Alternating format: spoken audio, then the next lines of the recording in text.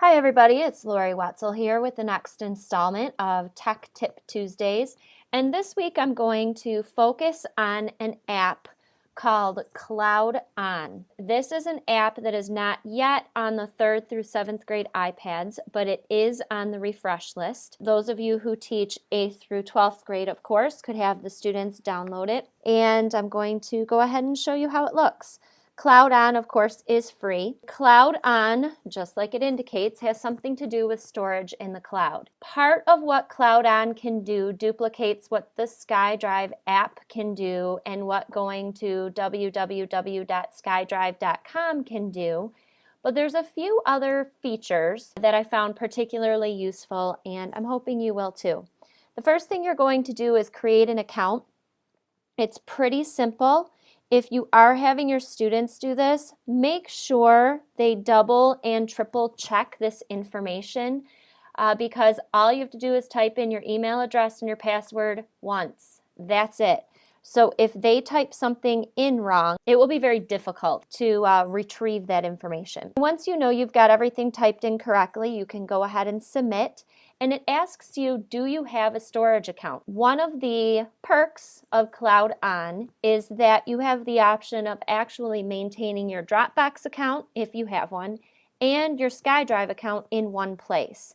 I'm going to go ahead and set up my SkyDrive account today, but notice if you don't have a Dropbox account, you can actually get one directly through this site. I'm going to tap on the SkyDrive account. And it asks you to fill in your account information. If you're with the students, having them do this, remind them that this is their full Fraser email address. That's basically all there is to it. You now have your account in CloudOn created, and it is loading your workspace. What you see here is all of my files. If I tap on this home button right here, it takes me back to my 4 different storage areas. I only have SkyDrive configured, so that's why all the rest of them are grayed out.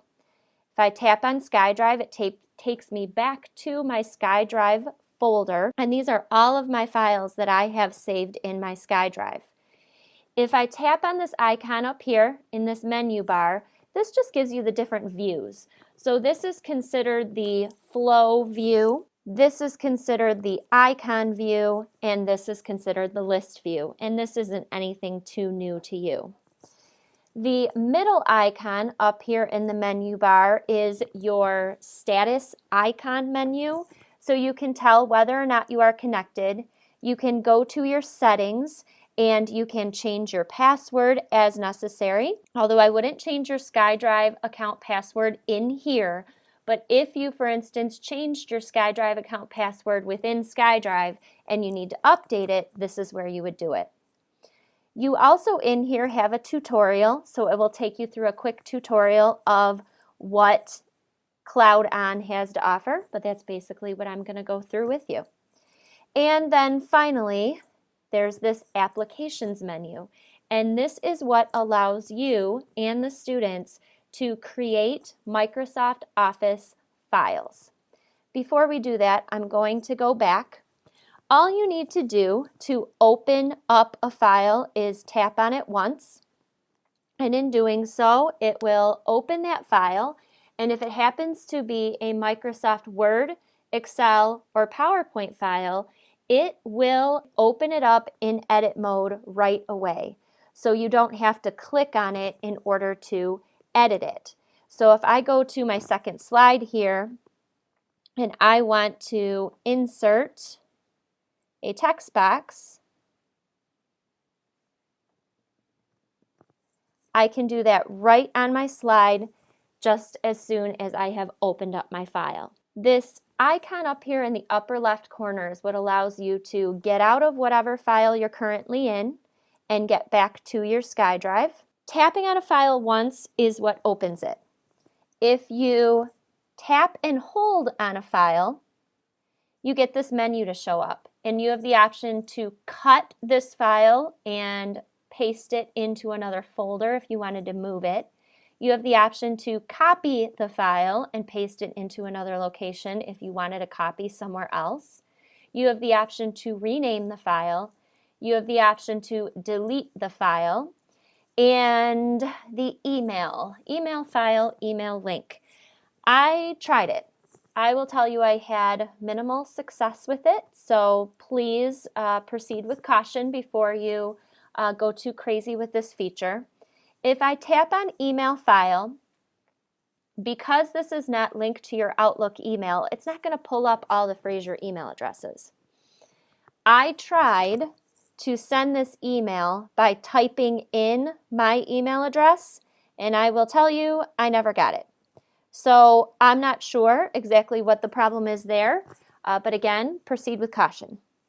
If you tap on this plus sign over here, this will take you to my list of contacts.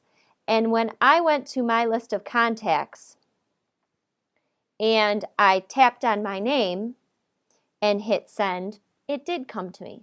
So maybe there is some sort of requirement that whoever you want to send one of your files to has to be in your contact list on the iPad itself. Here's one distinct advantage to using CloudOn. I'm going to go into a file, for instance, a folder. I'm going to go into my Blackboard folder. And within my Blackboard folder, I want to create a new file. I'm going to tap on the Applications menu here, and I'm going to tap on Microsoft Word. Here's why I went into the Blackboard folder first. Notice it says File to be saved in Blackboard. If you're just in your main SkyDrive and you tap on that Applications button, it will save right into your SkyDrive folder. You'll have to move it afterward. So just make sure you're aware of where you are saving things. I'm just going to name my file and tap on New. And this is going to bring up an interface that looks remarkably like Office on your computer.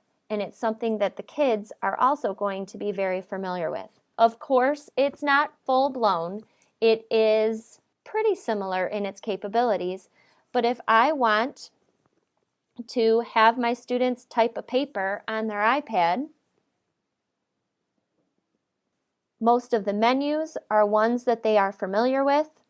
The one piece that isn't available within CloudOn that is available on a full-blown computer is inserting images, and this holds true for PowerPoint as well. You can insert clip art. So if I want to insert clip art of, let's go with Santa Claus, it will go out to the internet just like it does in a typical Word environment. It will find Santa and it will insert Santa into my Word document. You cannot, at this point, insert images that are on the camera roll, just so you are aware.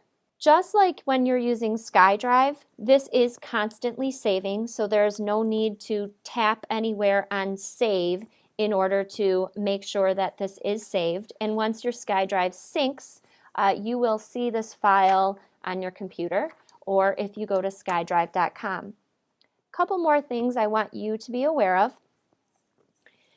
There is a limitation when it comes to sharing. If you have a file shared with you, you can't see those files within CloudOn. You will have to continue to use SkyDrive for that. Again, reminder, if you are creating a new document, make sure that you are in the right folder before you create that new document.